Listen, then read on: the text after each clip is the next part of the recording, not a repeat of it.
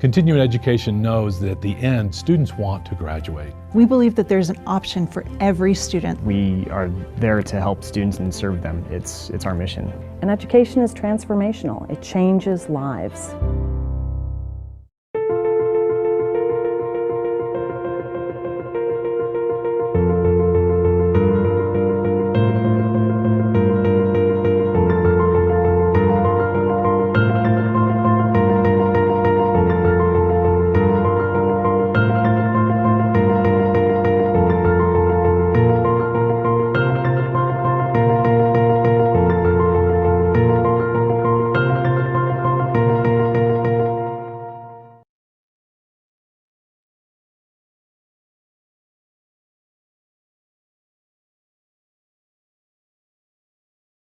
Hello and welcome. My name is Justin Rakovic and I'm a first-year graduate student studying physical chemistry here at Boulder. The panel you're about to watch dives into the environmental issues facing our society today and the possible solutions moving forward. These issues eroding the ability for life to exist as it has for thousands of years is not quite set in stone, so it is vital for us to begin to fix our only spaceship before it's beyond repair and uninhabitable. Thank you, and I hope you enjoy the panel.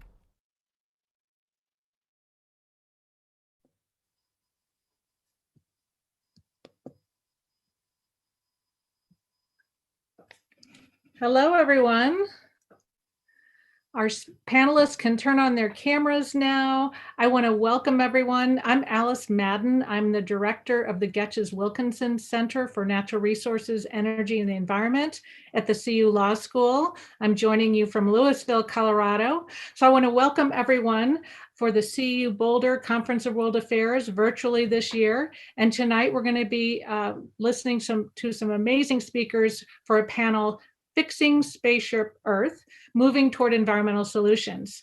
All of these panels are being recorded on YouTube, which will be available immediately afterwards, so you can watch it anytime on the CWA YouTube channel.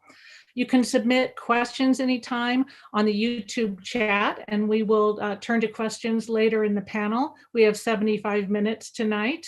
After the panel concludes, we invite everyone to stay. We're going to be having a Zoom meeting and continued conversation. So I hope, Matt, I don't know if all of our speakers can stay, but you're all invited to join us and have a extended discussion.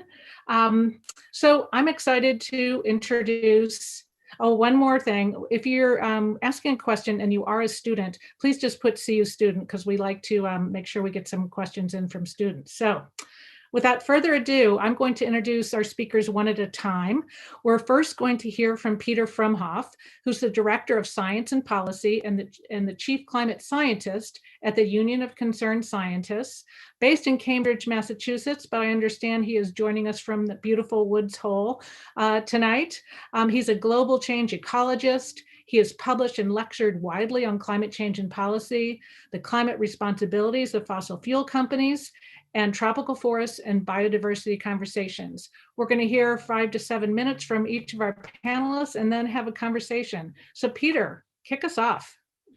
Well, Alice, thank you so much. Hi, everybody. It's great to join you today. I'm a scientist, as Alice noted, and like most scientists, I tend to be drawn to facts. And many of the facts we need to squarely face about the state of our planet are not very pretty. We've known for a very long time that rising concentrations of carbon dioxide in the atmosphere from the burning of fossil fuels is warming our planet and driving deeply disruptive changes to our climate. We're seeing at just over 1 degree Celsius warming, the damages from increasing wildfires, extreme heat, stronger hurricanes, and rising seas. And yet, despite that evidence, despite this body of facts, we continue to treat the atmosphere as essentially as an open sewer, every year sending about 40 billion metric tons of carbon pollution to it each year, maybe a little less in this COVID year. We know what we need to do to stop climate change, to rapidly transition to clean energy, to protect and increase the carbon stored in our forests and agricultural lands, to bring our emissions to zero, which is to say no more carbon going out of the atmosphere, going into the atmosphere than coming out of it. But today we're nowhere near that. The policies and pledges from the US and other governments to reduce emissions currently put us on a path to over 3 degrees Celsius warming with really hard to fathom potential impacts in the decades ahead. We have a lot of work to do. And those of you who are young and inheriting the mess that my generation and other previous generations have bequeathed to you, I think you have every right to be angry, but hopefully not to despair, to take action, because there are also another set of facts, important facts, too often forgotten or overlooked, about how the power of facts, the power of science, and the power of advocacy can bring about dramatic positive change. I grew up in Los Angeles in the early 1970s. The smog in my youth was so thick you couldn't see the mountains less than a mile from my home. My lungs, I remember my lungs aching after running the mile in gym class. And now, nearly 50 years later, the number of cars and trucks on LA streets and freeways and the number of miles they're driven each day are far greater. But the thick layers of smog that fouled LA's air of my youth have greatly diminished. The problem isn't solved, but it's a lot better. And it didn't just happen on its own. It started with good science, to be sure. Smog had gotten pretty bad in LA in the late 1940s and 50s as the population grew, as the number of vehicles increased. And at first, no one blamed pollution from cars. Car exhaust was mostly clear. Smog was dark brown. No one really knew, really kind of remarkably at the time, that smog was caused by pollution from tailpipes. But it was a result of research by a Caltech biochemist, Ari Hagen-Schmidt, whose work in the 1950s showed how smog formed when uncombusted hydrocarbons and nitrogen oxide emissions from vehicle tailpipes reacted with sunlight. Now, the oil and auto industries didn't like his research and its implications for regulation, and they pushed back very hard. They invested heavily in disinformation campaigns to sow doubt about his findings and to besmirch his reputation, much as the tobacco companies have done and fossil fuel companies continue to do today. This played out over a couple of decades. In Los Angeles, as public awareness and anger at the health risks of smog and vehicle pollution grew, it helped catalyze an environmental movement, became more national, and science and evidence prevailed with the Clean Air Act of 1970, passed on a bipartisan basis, signed into law by President Nixon. And it led to air quality standards that put public health metrics first and had a dramatic effect on increasing air quality in Los Angeles and elsewhere across the country. There are many other examples of such successes, of course, local ones like the cleanup of Boston Harbor near where I live today, to global ones like the really remarkable repair of the hole in the stratospheric ozone layer following the phase out of chlorofluorocarbons in the 1990s, a success that also arose from a very powerful combination of science and advocacy and persistent efforts to overcome pushback from polluting industry. We tend to forget our victories, but I want to make the case that we should do more to remember them, not to rest upon them, but to learn from them, draw upon them for both inspiration and motivation. We, as I said earlier, we have a lot of work to do. There are, of course, vast inequities in who benefits from current environmental protections and who does not. Air got cleaned up in Beverly Hills, but the lead didn't get removed from the water in Flint, Michigan. Just this past February, a study out of Harvard showed that 1 in 5 premature deaths around the world can be attributed to the health impacts of fossil fuel pollution, aerosol, particulates from fossil fuel pollution. 8 million premature deaths alone in 2018. Now, this just 2 weeks from yesterday, April 22nd, is this year's Earth Day. And on Earth Day, we expect an announcement from President Biden and John Kerry, building on the US re-engagement in the Paris Climate Agreement. What we expect is there to be announced a new pledge from the United States to commit to reduce carbon dioxide and other greenhouse gases. The current pledge back from the Obama years is quite modest, about 28% below 2005 levels by 2025. The science is very clear that it needs to be far greater, that the US needs to do a much larger share of reductions in order to keep temperatures in check. Now, I and my colleagues at the Union of Concerned Scientists are working hard. We're in discussions with the Biden administration to ensure that the target that gets announced in 2 weeks is science-based and ambitious. Now, I guarantee you that polluting industries and their allies in Congress will be working very hard to keep these commitments, just voiced by the administration, not codified by Congress, to keep them from being realized and accelerated. We must not allow them to succeed. As the late Congressman John Lewis would say, we need good trouble. We need to speak up and demand that policies to protect public health and the environment be grounded in science, applied equitably, and accelerated to ensure that all who are inheriting this spaceship Earth are able to nurture, enjoy, sustain, and pass on to the generations that follow a habitable, diverse, and healthy planet. I'll stop there. All right, thank you, Peter. Looking forward to hearing more from you. Next, we're going to hear from Christopher Horsethief. He's an educator and organizational theorist specializing in complex social processes, collective intelligence, and post-traumatic community resilience. For 20 years, he's facilitated field analysis of the relationship between culture and communication, documenting the dynamics that pose challenges to Indigenous leaders and organizational resilience that drives language revitalization. Christopher. Hello, thank you.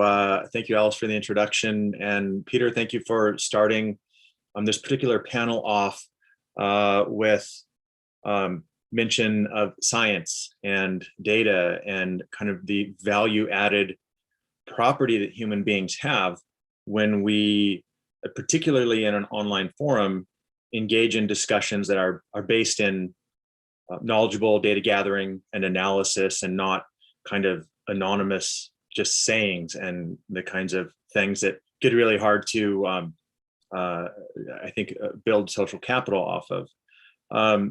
Like we've heard here, I'm a network theorist. I study emergent collective intelligence in networks, from very small 2- and 3-person networks, families, all the way up to my Indigenous community located in the northern Rocky Mountains.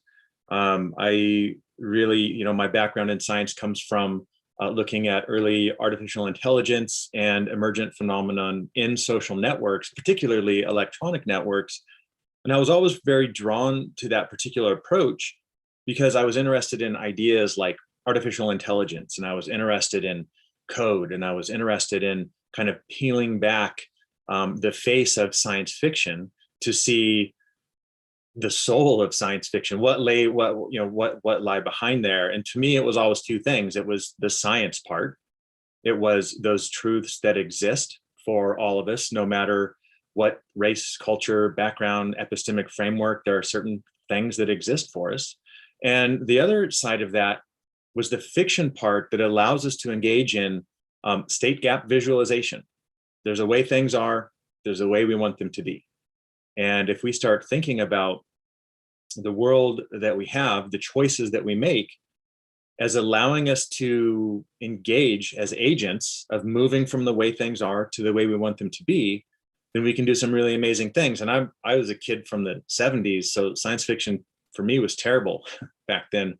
But as I got older, I started to see that there was this great possibility to use science, movies, science fiction, some of the great movies that come out now that make some of these ideas very attainable. Kids now, my daughter will sometimes watch science fiction and she'll look at me and ask, how real is this? And some of them are very real.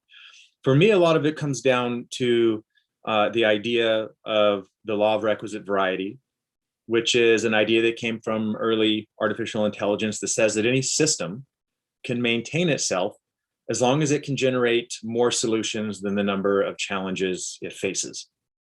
So for instance, When I teach this idea in my community, I talk about the older tribal people that might have had 4 animals that at any given time might have killed them. Well, you need 5 solutions, one for each of those animals, and then one to continue to exist. And as long as we're allowed to communicate, share ideas, share the kinds of things that we know, that we've learned through critical inquiry, then we are able to share those ideas with everyone on the planet. And in doing so, it allows all of us to engage in this helpful problem solving. We're not working from first principles. If I have a problem, I could call any one of the scientists here we're talking about today. I could pick up a journal, I could access the internet, and I could find the kinds of solutions that face all of us. So whether we think of our planet as Earth or Terra, or as my people would refer to it, Amakis Kronacha, or whether we think of it as the Enterprise or Discovery 1 or the Galactica or the International Space Station, there's this idea that there are certain things we need to exist. The air that we breathe. If we're on a spaceship, you need air, you need water, you need food, you need all of these resources that need to be secured and shared and produced. And then you have to kind of just carry on after that. So for me, I just kept thinking about this panel and coming back to the idea of looking at each one of those challenges that we have, the air that we have. My community works on clean water issues quite often. Indigenous communities in Canada, there are Indigenous communities like my own in Canada that haven't had clean water and have had boil water orders for 3, 4, or 5 years. When I first moved home, the one thing that the elders told me that kind of separated us from a lot of people was that our little kind of ecosystem where we live has every species alive today that was there 500 years ago. And they would always challenge me to try and figure out how to preserve that. How do we make sure that those particular animals, that the water system, that those kinds of things that we need are there not just today, tomorrow, or the next day, but for every generation. So I'm excited to hear what everyone else here has to say. Thank you so much, Christopher. All right, next we're going to hear from Bonnie Keeler. She's an assistant professor at the University of Minnesota's Humphrey School of Public Affairs, where she's affiliated with the Center for Science, Technology, and Environmental Policy. Bonnie leads a team of researchers working on questions related to the environmental management and conservation decision-making. Bonnie. Thanks so much I'm really excited to be here. I am coming to you from Northfield, Minnesota, which is the traditional and contemporary home of the Dakota people. And I am a native Minnesotan, so this is a place that I've come to love and appreciate that has also very much shaped the kind of research that I do. So I have a pretty winding career path, but my background is in biology, inspired by all the time spent in the lakes and woods of northern Minnesota. But I quickly, as I started to advance in my scientific career, got to a point where I was in my first attempt at a PhD program and realized that the work that I was doing in biology wasn't connected directly enough to the real world challenges that I saw all around me. So if you're a student who resonates with that frustration, I hear you, and I offer you the advice to sort of follow that path wherever it takes you. For me, it meant a winding career path through lots of different dimensions of thinking about how humans interact with the environment. I ultimately ended up doing my PhD with an environmental economist and focusing now on environmental policy at the Humphrey School. So the one thread that's been consistent throughout my work is a real challenge, a personal commitment that I have to doing externally engaged, interdisciplinary, policy-oriented work on the environment. And water quality and environmental justice have been themes that have run throughout my work. And I just want to say one more thing about the perspective that I bring to these issues. As my focus has shifted from questions related mostly to the natural environment and thinking about the impacts of people on natural systems, to then a shift in economics, thinking about the values that nature provides to people as beneficiaries of those ecosystem services. to now a work that's really focused on the interaction between people and nature and much more of a systems perspective. As I've moved through that continuum, I've also really changed the kinds of problems that I've decided to work on. And so the comments that I have for you today are really informed by both that career trajectory as well as the constituents that I have decided to engage with over time and how their priorities and their concerns have really shaped the kind of science and the policy work that I think is most important and that I now focus on with my students. So I'm going to attempt to strike an optimistic tone here, and I have 5 reasons for optimism on Spaceship Earth. So I'm going to start with number 1. Number 1 is the local is now global. So I think we can, just by evidence of us being on a Zoom call together across the US, we're in a highly connected environment now. I saw this shift during the Trump administration where we stopped focusing on environmental policy solutions at the federal level and went to reinforce those commitments at local levels, at the state level, at the city and municipal level. And now we're able to see how those investments in building local capacity have borne fruit over time, and we're able to share those in ways that we never have before because of our connected, digital, and globalized world. And so I think that's an opportunity. Number 2 is that I see us getting better at recognizing systems and thinking about social and ecological systems holistically. So as I mentioned, the conservation community has gone through this evolution between just really thinking about how to protect nature from the bad things that people do to it, to now an embrace of looking at these as social ecological systems. And through that systems lens, we're now talking about the food, water, energy system. We're talking about urban sustainability through the lens of sustainable development, as well as racial equity, as well as climate adaptation and resilience.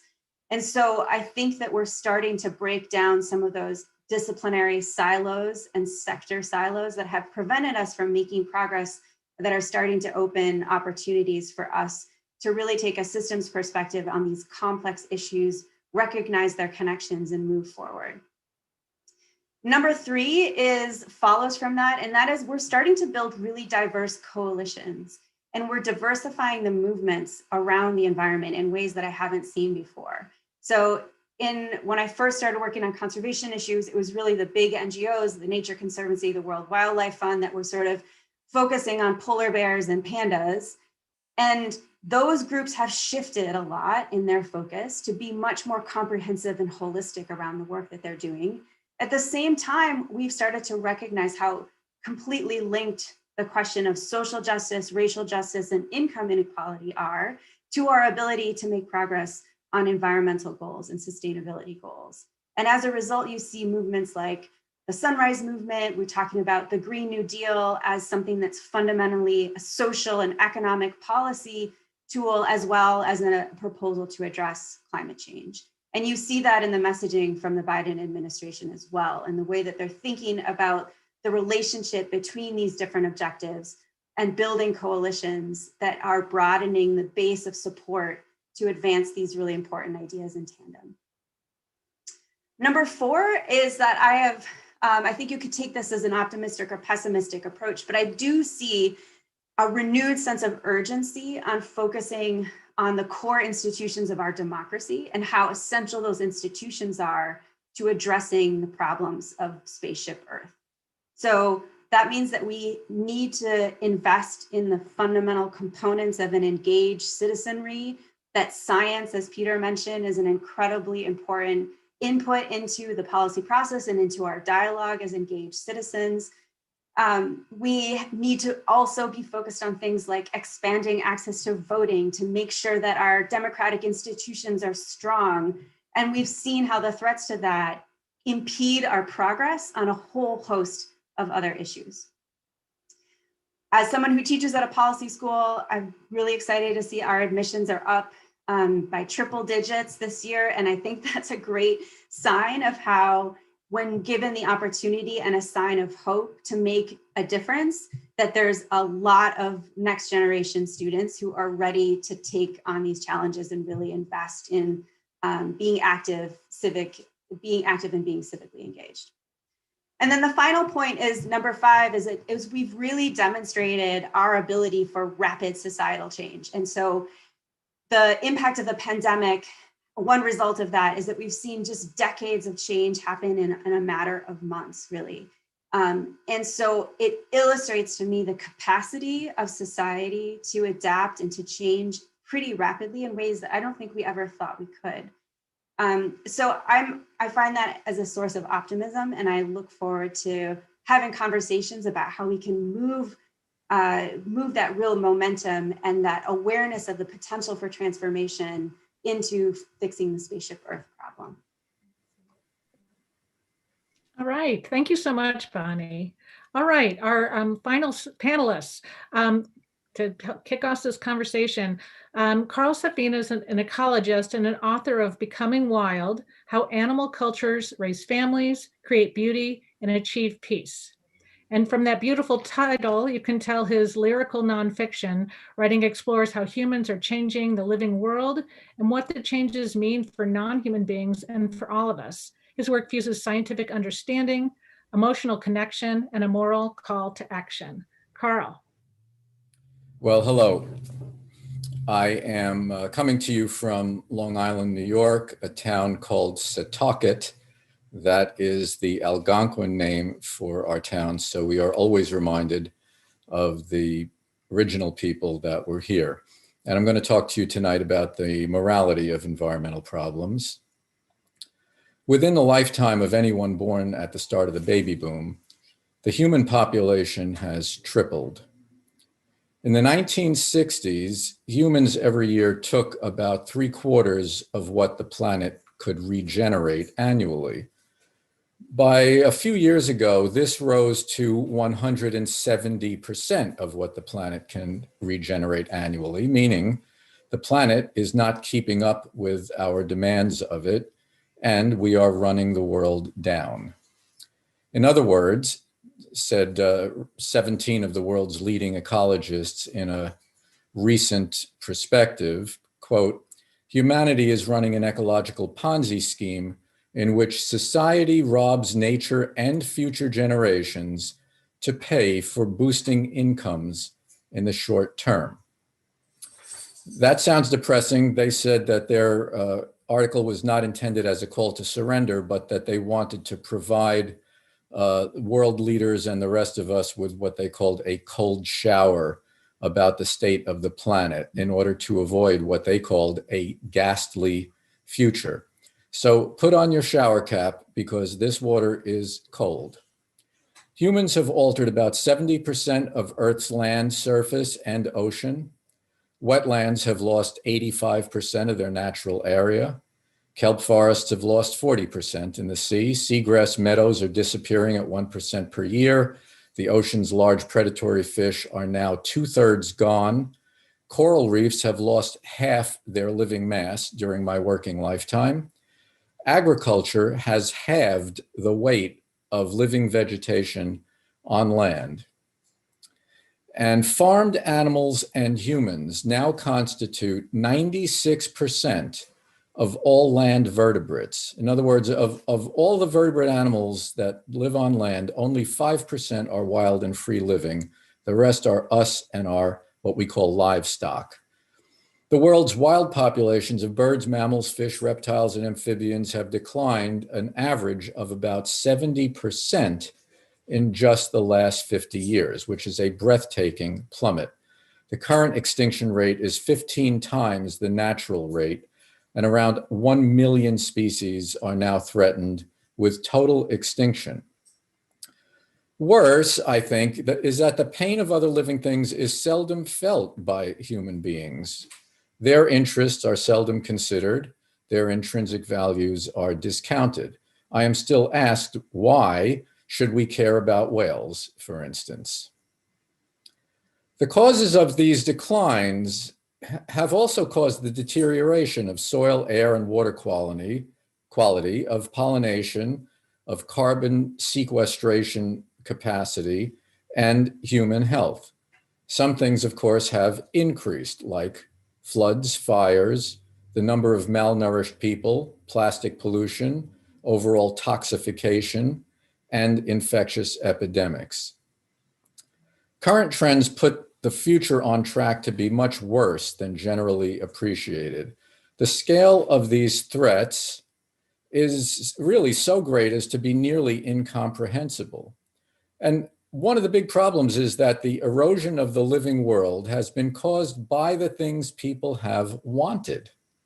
Most of us live in luxury amid these problems and actually by creating these problems. So it's hard for us to feel the extinction crisis. It's even hard for us to feel the fact that something like 3 billion people don't get enough food to fully function as human beings. Because for most of us in the developed world, our biggest health challenge is to avoid eating too much. So we have a major cognitive disconnect. We must not see these problems as being about us or about now. We must understand our responsibility, yes, in creating the problems. We have created the problems. We create these problems all the time. But the urgency of the need to enact solutions must be understood as our responsibilities to other species, to other people, and to coming generations. We cannot wait until the problems overwhelm humanity, although they will eventually, as the current plummeting sperm counts in humans, for instance, indicate. It becomes a moral issue. Environmental problems are moral problems, and the solutions must be approached as moral solutions.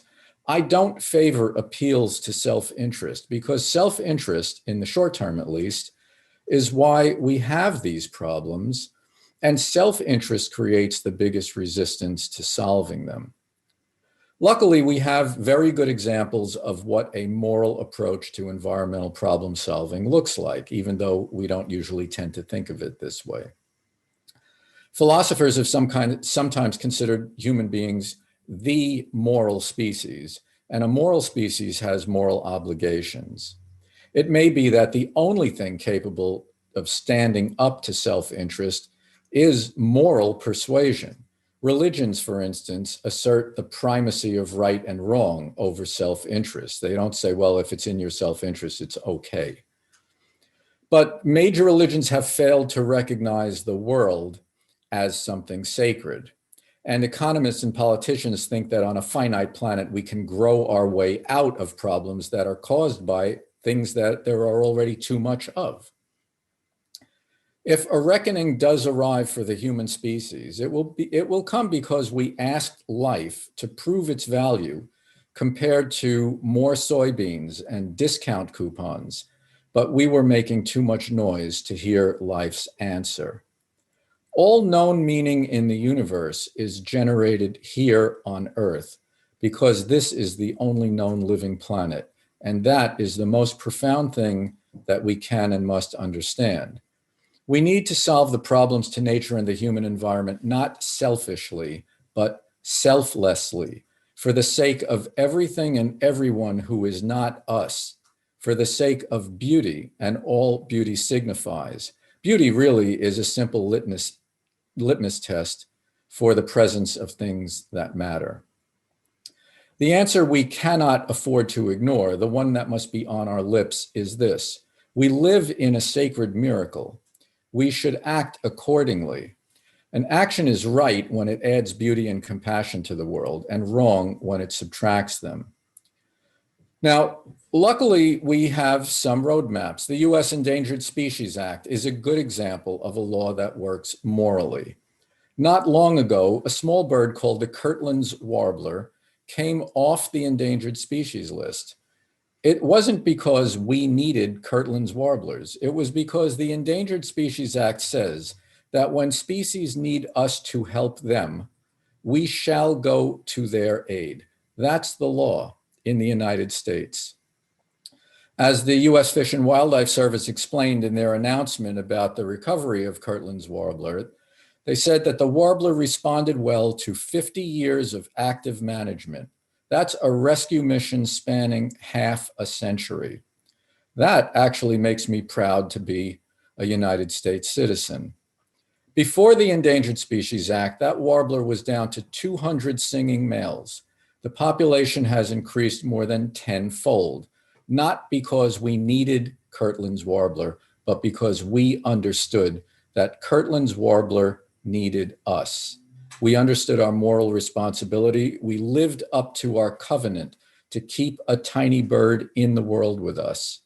Many would say that the warbler doesn't matter to us, but the people who won so that the bird could win were those who acted on the premise that we matter to the warbler, and nothing else would have worked.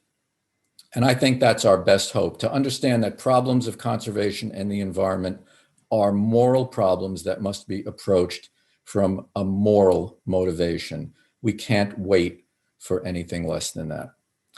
Thanks very much. Thank you. Well, really 4 wonderfully diverse viewpoints: science, science fiction, storytelling, interdisciplinary policy and optimism, and a cold shower of morality. We have a couple of questions coming in, but I think before I dive into audience questions, I wanted to ask you all, I remember this saying from a salesman in the 1940s: don't sell the sausage, sell the sizzle. And Carl, while you were talking, it made me start thinking about, I've worked in advocacy for a long time, and the problems around, reaching people and creating a message. So I'm curious, I wanted to go back to Christopher. You talked a lot about storytelling. How do you see messaging, and how do you think about who you're talking to when you tell a story, and trying to figure out where they're coming from before you begin your communications? Because we have such a odd set of circumstances right now where people are either, ardent disbelievers, so worried that they can't move, or activists who are just waiting to figure out what to do to help. It's tough. How do you find that balance? I'm less interested in volume, emotion, repetition, and table pounding than I am somebody that can show me change over time that's measured. But at the same time, that's not always what people want to hear. I have the benefit right now of teaching a course around the same time on community-based leadership and looking at the kinds of strategies for building community where everybody's gifts, their purpose, what they bring to the conversation are used to strengthen small group conversations, so that when things get tough, when we realize there are certain foods that are harder to get, that clean, healthy water is much harder to get and being sold by corporations. How do you keep people vested in making changes without them having just come into this threshold where they're overwhelmed and just walk away? And so for me, starting with young people, getting people interested, showing them that there's a place and that they not only have a part of the conversation now, but as they get older, they'll be leading that conversation. So you don't want to find yourself in 10 years from now not having any idea about what's going on. So when things do get tough, people are less likely to walk away. The only problem with that is that those are not always, those are slow changes. Getting every small group to change over time is a lot harder than having a big policy that gets everybody to change their thinking. But the flip side of that is those big policies result in most of us sitting and waiting for things to change. If we know that there's a new federal policy that's going to force this to change, I'm just going to sneak by doing what I'm doing until I'm made to change. So to me, it's all about conversation and how you tie people into those conversations and get them to visualize where are we going? How are we going to make sure that we all get there together? Peter, I want to turn to you. It's sort of in the same vein about messaging. Of course, scientists were sort of smacked upside the head with this dark money effort to try to basically make everything scientists were saying look somehow, in your own, trying to fill your own pocket, how that goes. You make a lot of money being a climate scientist, I guess. And it set us back. I mean, they were successful. And literally hundreds of millions of dollars went into politicizing climate change and dismissing the science and both sidesing the argument. Union of Concerned Scientists has done an amazing job, I think, of really being the voice of science to the people. I'm curious how you all think about how you talk to people who want to take action and how you approach that. Yeah, it's a great question. And I really appreciate the other panelists' comments. I guess I would say, you know, it's easy to get up as a climate scientist or as an ecologist. Not easy, but it's kind of a propensity to get up and talk about how bad things are, and it can be unbelievably dispiriting. So I think one has to really couple from just a pragmatic perspective, the sober facts and make sure that they're taken up, but also with inspiration. You know, it's famously said that Martin Luther King Jr. didn't say, "I have a nightmare," it said, "I have a dream," right? That one has to find ways to create narratives, because we don't connect as humans to facts. We connect to narrative, to storytelling, to stories that inspire and motivate, and bring about change. I definitely think that, you know, to Carl's point, that speaking with moral and ethical voices, even as scientists, sometimes we tend to only speak to our facts and not to our values.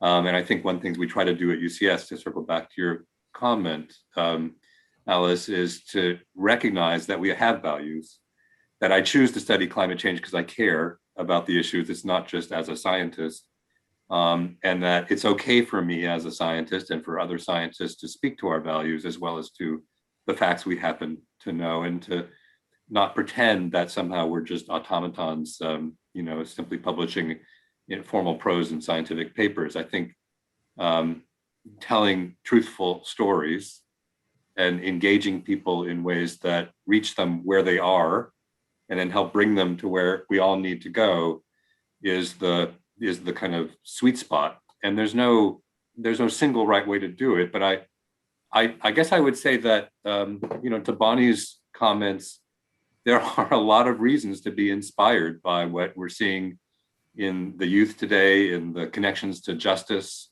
And at UCS, we're changing as well. We used to be a kind of singularly, primarily white, science-led organization. We are now intentionally trying to recognize the need to expand our own diversity and inclusion, and recognize the importance of equity and justice as much as the facts of science. So we're weaving new narratives and learning as we go.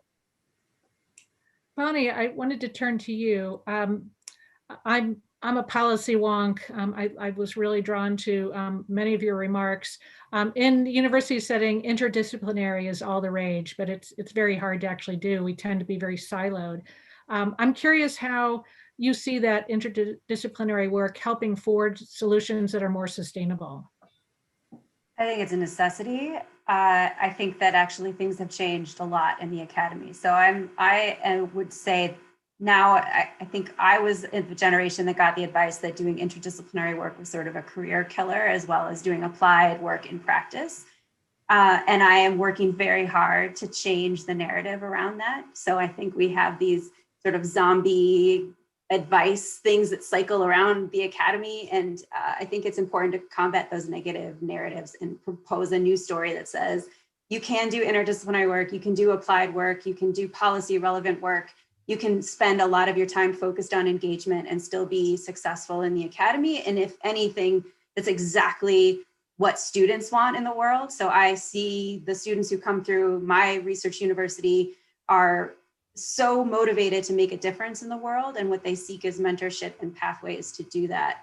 And I don't think any one individual discipline is really offering what those students want. So I feel like interdisciplinariness is sort of by necessity. And I'll give you an example. So one of the projects I've been leading over the last couple of years is focused on urban sustainability and urban watersheds in Minneapolis and Atlanta. And we went into a project thinking that we were going to work on issues of water quality in predominantly Black and Indigenous communities in those cities that have suffered from disinvestments in water quality and stormwater infrastructure for years. And when we started working with those community members, what emerged from those conversations was that their primary concern was that the investments the city was poised to make to try and address those historical inequities, like building new parks and green infrastructure and restoring rivers adjacent to their communities, were not going to benefit them. They were going to lead to investment, or they were going to lead to displacement and gentrification. And so in that project, this 3-year project where we had lined up a bunch of hydrologists, we quickly pivoted and ended up doing a bunch of work on housing. And so only through the abilities of being flexible and adaptive and being willing to be transformed by the engagements that you have, and a flexibility to step outside of your disciplinary comfort zone, allowed us to be able to be, I think, truly responsive to those community concerns. So yeah, I think it keeps things fun to be working across all kinds of different disciplines. So I really advocate for students to embrace those interests and to think about becoming the kind of thinker that it gives you that methodological flexibility. And it makes you a very pragmatic researcher. So 2 questions came in. I'll ask Carl and Christopher to chime in on these, and I'll read them both at once. But how do we motivate individuals to make decisions in the collective interest? And how much force can appeals to morality and altruism have in an increasingly secular world? I don't know if you've all seen the news. There's been a lot of studies about belonging to organized religion has really dropped. So Carl, why don't we start with you, and then we'll turn to Christopher. Well, I'm an entirely secular person, and I'm a very moral person. I think that a rising tide floats all boats. I'm concerned about the well-being of everybody and life on Earth. I feel very connected as a living being to everything that has come before me and everything that will come after me. When you feel connected to something older, bigger, and larger than yourself, that to me is the religious feeling, regardless of your theology in that. So in that sense, I would say I'm sort of a spiritual person, not a theological person. And I'm very moral, but I'm very secular. So I don't think that those two things are at odds. As far as what people can do, everybody can figure out what it is that they can do, but everybody should do something. And the biggest thing that stops people and makes people feel paralyzed is the feeling that you can't do everything, that the problems are so big, you can't really solve them. But if I may here, you can do something, and you can think about all these different choices that you make every day. And these choices make a difference. And I think that the most important thing, once you take a moral stand about your life and want to be doing things better and improve what you do, knowing that you cannot be perfect, the most important thing is to be an engaged citizen. As we've seen recently, voting is very important, and being engaged is very important. So there are many decisions we make all the time in which we can probably never achieve perfection in all of them, but we can do a lot better in all of these topics. And as to what you can do if you're a student trying to choose a career, or if you're a billionaire trying to figure out how to help the world, those are very, very different things. So it's up to you, but everyone can do something. Great. Christopher. Yeah, I just had seen was listening to what Bonnie was saying about interdisciplinary work, and I wanted to just address that. In 1989, when I started looking at college courses I wanted to take, Western Washington University had a great little college called Fairhaven College, which was a school of interdisciplinary studies, pretty rare at the time for undergraduate work. And when I expressed to people that that's what I wanted to do, they all said, maybe you should do business, or you should do technology.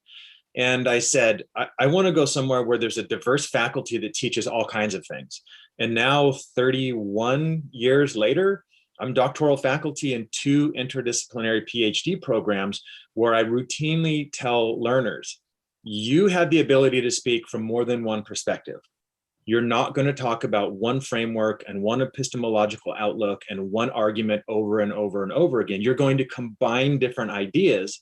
And as long as you make sure that the conceptual jump between those stepping stones isn't too much for people to be afraid of, you'll be able to get them to look at the relationship between economics and ecology and optimal control and clean water and that kind of diversity. So for me, it was always funny that everyone said, don't do interdisciplinary because you're never going to get anywhere. And then I made an entire teaching career out of getting people to listen to a diverse group of experts wisdom of the crowds. If we pick the same kind of experts to make the same kind of guesses over and over again, we're going to get a very unidimensional program, and it's going to be biased towards that similar background. If you have this diverse approach of looking at things, interpreting them differently, understanding different problem-solving heuristics, backgrounds, educations, and whatnot, even the languages that we speak and the way that language treats every human problem-solving group as having this malleable tool for outreach, then we can really do some things that don't confine us really into one area. And so that just, I just wanted to comment just briefly on the idea of interdisciplinary studies. Yeah, I was pleased to see Secretary Holland, our first Native American Secretary of Interior, visiting Bears Ears National Monument that had been shrunk by the Trump administration. But one thing people might not know is in that proclamation, the original one, it included the use of traditional indigenous knowledge as part of land management. So talk about interdisciplinary, and it's incredibly exciting. Of course, former guy, got rid of that, but I think this will come back, and it'll be really exciting to see how that is, intertwined. Peter, I wanted to return to you. I'm sure you have much advice about, what can I do? But I also wanted to ask you to address another thing about some folks have asked around the best path forward, and I think we know there's no silver bullet. But you seemed in particular that you all, you're at that hub of science and technology, yet you're very aware of the litigation that's going on, the messaging, the activism. So I guess two questions: what can I do, and what do you think some of the best paths are? Well, on the what I can do piece, Alice, I want to just encourage people, especially around climate change, but I think this applies to other big environmental challenges we face, is just talk about it. We live in a world in which we tend to be only talking to people within our bubble, people who think like us, people who have the same values as us, people who have the same politics as us. But we all most of us have family or connections to people who live and think outside of our bubbles, who maybe watch a different cable news channel than we might watch. And it's really essential in this polarized and compartmentalized world in which we're all getting information from sources that simply reinforce the values and perspectives and understandings that we have, to break that down. And there's just a lot that all of us can do in our own worlds, whether it's over the Thanksgiving dinner table or in other conversations that we have, to talk about climate change, to talk about biodiversity loss, to talk about our values as well as the facts, and really try to bridge that gap. It's often not easy to do. It's often really uncomfortable to do. Challenging to do, but it's also essential, because I don't think we're going to make the kind of progress we need in a nation that's as politically polarized and separate in our sources of information as we have today. In terms of the best paths forward, boy, Alice, there's a long conversation to have about that, and I wish we had time to really wrestle through it. My crystal ball is pretty cloudy. I'm totally excited, though, about the opportunities in front of us with the accelerating expansion of clean energy and the lowering cost of wind and solar, the increase in battery storage potential, the investments that we're seeing from this administration to really double down on infrastructure with a focus on clean energy and a focus on the grid and a focus on transformative change around climate. We're in a moment where you get the sense of political power being applied, at least in the administration. And I guess I just want to really encourage us all in our own ways to reinforce that, and to recognize that there will be, this is not going to be an easy path politically. And all of us have opportunities to try to use whether it's by voting or otherwise, to use our advocacy muscles to bring about change as well, because I think that's going to be essential, and we cannot rest on our laurels, and we have to integrate equity and inclusion considerations into the path forward as well. Bonnie, I wanted to ask that same question to you, your thoughts on best paths, plural, forward. And then Christopher, we'll turn to you next. I think you can see there's a question in the chat directed to you, but Bonnie, Why don't you talk about what you think some of the best paths forward are?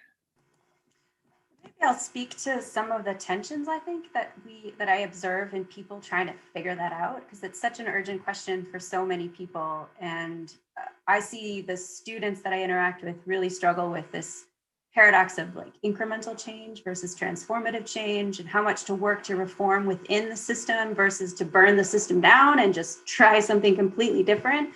And I think that that's a central tension that we don't explore enough or provide enough opportunities to have conversation around.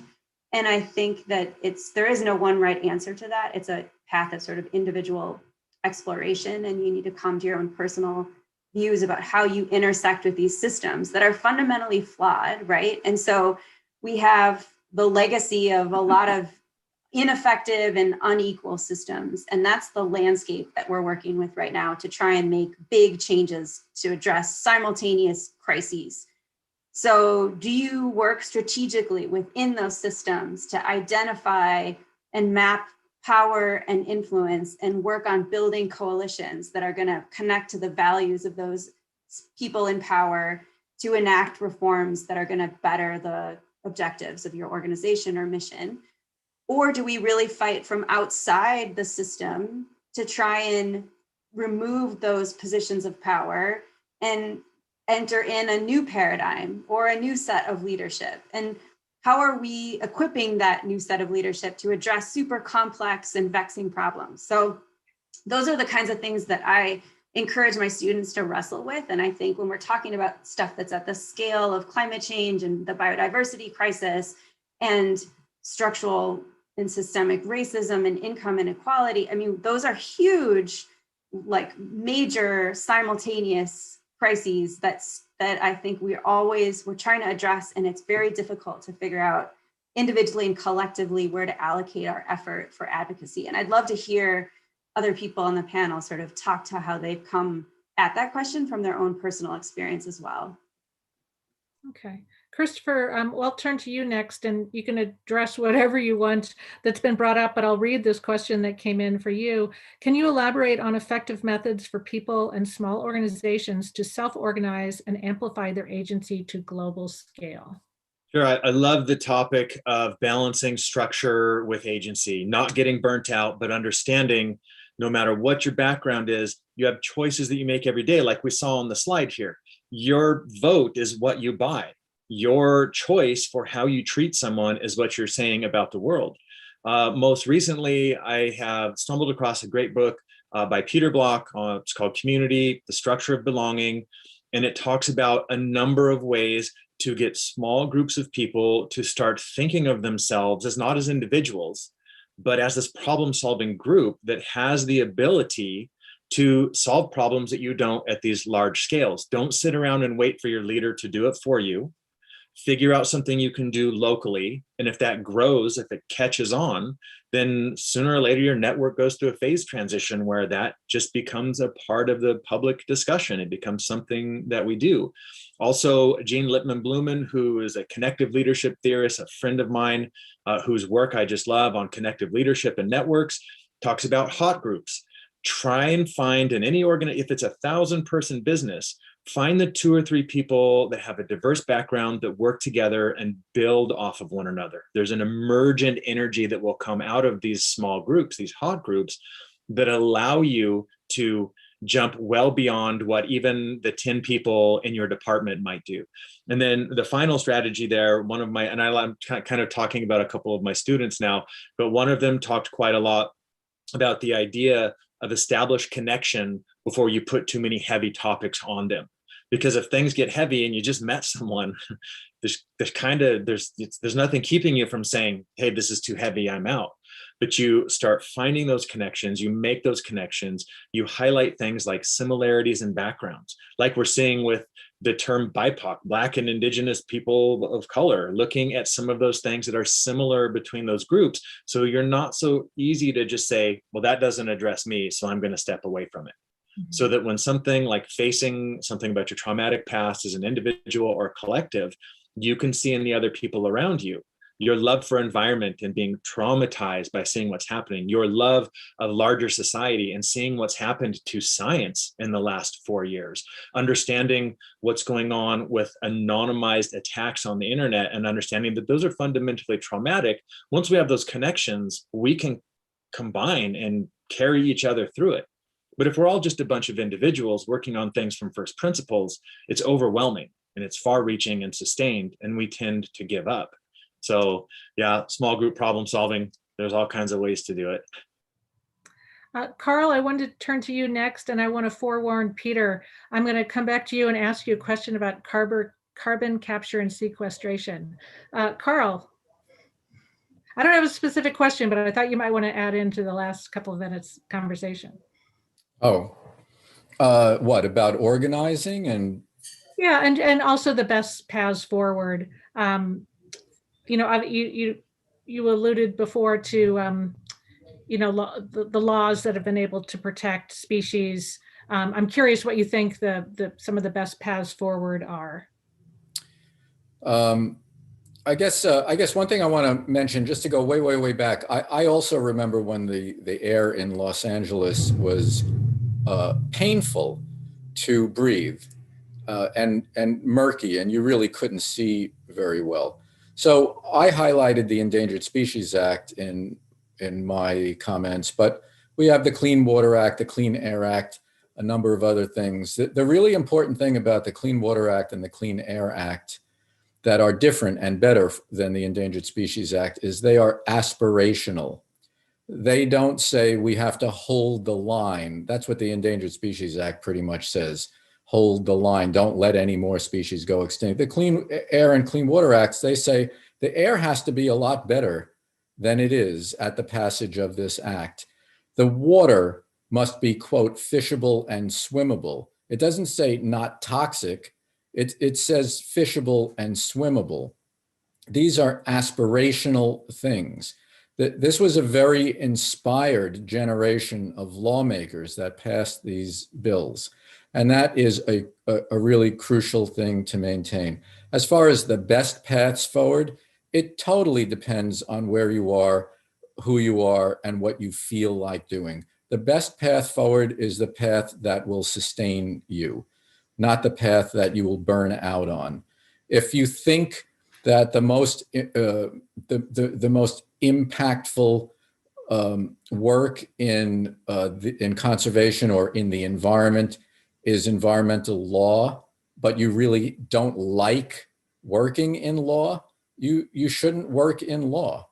You should work in whatever it is that you really enjoy, you know. And if it's wildlife rehabilitation, that's what you should do. If it's law, that's what you should do. If you like the local level and you really like talking to people you know, work locally. If you can not only think, but organize big picture, and you have that as your talent, then do that. Be part of something much bigger. If you like academia, be in academia. If you don't like academia, be an organic farmer. You know, be what you are. Be what you are, because that will sustain you, and that's the best path.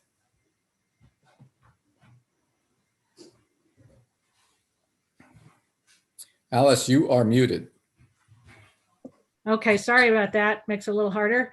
I'm going to tee up another thought question for Bonnie and Christopher to dive in after I ask Peter a question. Bonnie, I think you brought this up. You know, over the past year, we've seen this, you know, really social realization come to the forefront. You know, we're in the middle of the George Floyd trial right now. And, you know, the connection between social justice and racial justice and environmental justice and now climate justice has really been connected. So I want you guys to think about that. And just one commentary, you know, the Clean Water Act, all of our environmental laws were passed and signed by Richard Nixon. George H. Bush had this international treaty on ozone that he helped drive. We were a leader internationally at that time. Newt Gingrich did a commercial with Nancy Pelosi about climate change. I mean, just think how the messaging has changed so much. So seems like now we're in this space with more and more of society realizing climate change is not only real, it's banging on the door. So that's just to address in a moment. Peter, moderator prerogative, carbon capture and sequestration in the soil or in concrete or in the ocean, which sounds kind of scary, or buried underground. I'm just curious what you think the realistic applications are of that, and what kind of scale we're talking about. Well, thanks, Alice. We know we need to draw carbon dioxide out of the atmosphere just as we need to prevent it from going in. It lasts for centuries once we put it up there, and we've got a limited amount of carbon that we're going to continue to be able to put up without crossing far more dangerous thresholds than we're already at today. Photosynthesis is a tried and true method for drawing carbon out of the atmosphere, and there's a lot we can do to enhance forests and soils and their capacity to maintain and draw further carbon out. That's really important, and I would say essential. But it may not be enough. And so what you alluded to is there's a whole range of other ideas, some of them really early stage, about ways that we can draw carbon out of the atmosphere at scale, some of them with significant costs or impacts on water or impacts on energy use. For example, this notion of drawing carbon directly through chemical scrubbing of the atmosphere, it's called direct air capture. There are a lot of nascent ideas and technologies on the drawing board. We need to invest some research and develop in them. We need to govern them so that we know that we're not creating more problems by testing them than by taking them off the drawing board. But as you may know, there are efforts underway, and you'll see this in the latest set of appropriations from the Biden administration, to do some research and development, because we know that we're going to need to draw carbon out at much greater scale than forests and soils do today, as well as we simultaneously, and this is really the most important thing, reduce emissions. That is, it cannot be a substitute for bringing our emissions down from the burning of fossil fuels. That's first and foremost. And so we have to make sure that the sequencing is right as well, that we put our ducks in a row and put the pedal to the metal for reducing emissions, even as we explore these other technologies. All right, Christopher, why don't we return to you? If I remember the question correctly, having to do with kind of connection and difference, engaging across particularly philosophical or cultural or ethnic differences or whatnot. One of the things that's really neat for me in some ways and not so neat in others is my community split by the international border between Canada and Mexico. 4 of our communities are in Canada, 2 of them are in the US, 2 different states, a number of different urban centers. With the pandemic going on, I haven't seen my father in 13 months. It could be 13 more months before I see him. But one of the things that's been really interesting is watching the kinds of bridges that we're trying to build, the different forms of communication. Pre-pandemic, I saw a number of people talking about oil pipelines. I saw people talking about shale oil drilling. I saw people talking about the access to and the right to drink water and not to have corporations dip their wells in the rivers above you and just take the water they want and then sell you what you might not have access to. I had the opportunity of first seeing this at Standing Rock. My father had spent a long time, like he spent months at Standing Rock, and he was on the USA Today cover, and he's holding an eagle staff with a bunch of people pushing forward in front of armored law enforcement. And it was his Gandalf moment, right? It was his "you shall not pass" moment. And then he had returned home, and we had a number of great conversations. And the thing that stood out to me was, it wasn't just him. It wasn't just Indigenous people. It wasn't just the Standing Rock Sioux. It was people from all over. So when there was the veterans self-organized logistical support, where a bunch of veterans from around the country filled up their vehicles with supplies and drove over in the heart of a Dakota's blizzard, we did that just to be a part of it, just to engage. When we got there and we pulled in to the part of the encampment that was where all of the veterans were, they were there from all over. It wasn't just a few Native veterans. There were people from all branches, from all over. There were Canadian veterans that were there. And it was amazing to see people realize that at some point, some aspects of your environmental systems on your spaceship, right? The water, the air, the food, that those things transcend where we come from in our individual stories. They were a part of this greater conversation where everybody got to come in and offer their story and find this kinship. There were all the veterans were camped here and all the people from this part of the country there and other people, lots of Hollywood types and other folks. And it was interesting to just drive around and look at thousands of people huddled up in little tents in the middle of a brutal blizzard doing what they thought was right at the time. And it was just a really amazing thing to see. People of all races, all colors, languages, a dozen languages. As I spent a couple of days, I just listened to all of the different languages people were speaking. And it was just it gave me a lot of hope that I hadn't seen. And sometimes when my dad's talking about stuff, I ignore him. But when he started telling me, there's a really beautiful thing happening here, and it's beautiful because of the diversity of voices, I knew I just had to go with him and spend a little bit of time there. We have about 4 minutes before I have to say my closing remarks to give information to the audience. So Bonnie, I want to turn to you next, and Carl and Peter, I want to make sure you get a chance to add anything else. So Bonnie, I'll turn to you now. Yeah, so really quickly, I think just for me, one of the biggest lessons I've learned over the last couple of years that captures, I think, the complexity of these issues and also how we're learning is that I find myself centering history so much more in my environmental and economics work. These are fields that are not known for being historically contextualized, right? So we build models and we predict the future. And if we're economists, we look at the system and then we analyze a set of potential futures and optimize over that choice set. We're very rarely thinking about how we got to where we are now.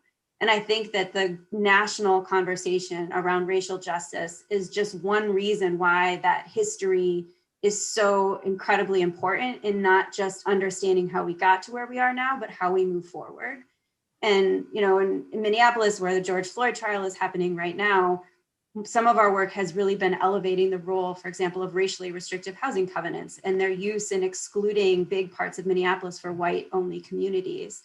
And those, not surprisingly, are, you know, the places where the beautiful parks and the nice lakes are and the cooler climate. And we also have home ownership rates of around over 70% for white families and less than 20% for Black families.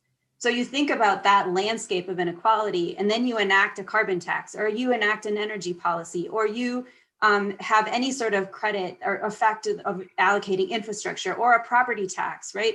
Those fall on this profoundly unequal landscape and therefore are going to have cascading impacts that we need to be very attentive to.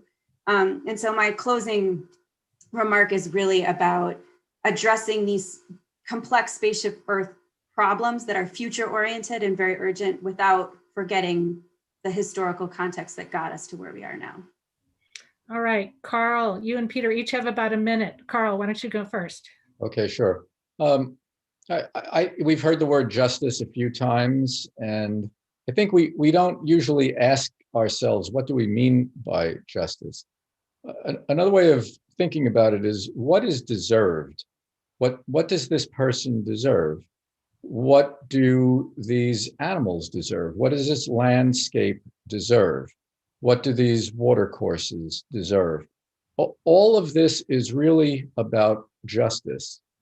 It's about what is deserved for dignity and life to continue, and who is basically trying to rob who, you know? So all of it is about justice, and our circle of compassion, the size of our circle of compassion determines who we consider in thinking about justice.